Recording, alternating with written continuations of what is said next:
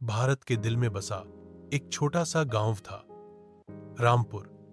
मिट्टी की खुशबू से महकता, हरे भरे खेतों से घिरा और चारों ओर पेड़ों की छांव से ढका हुआ। सुबह सुबह मुर्गे की बांग और गायों की घंटियों की आवाज से गांव जागता।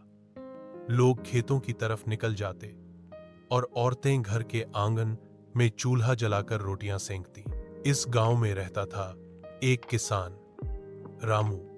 मेहनती, सीधा, सादा और गांव का सबसे ईमानदार आदमी। उसका सपना था कि एक दिन उसका बेटा पढ़ लिख कर बड़ा आदमी बने, ताकि उसे वो तकलीफ न सहनी पड़े जो उसने अपने जीवन में झेली थी।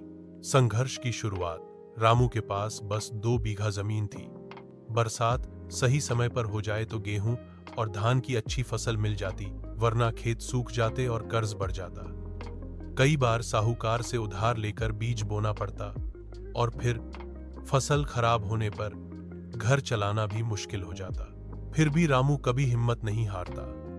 उसका मानना था, मेहनत करने वाले का भगवान भी साथ देता है। उसकी पत्नी सीता भी हर हाल में उसका साथ निभाती। दोनों का एक बेटा था, मोहन।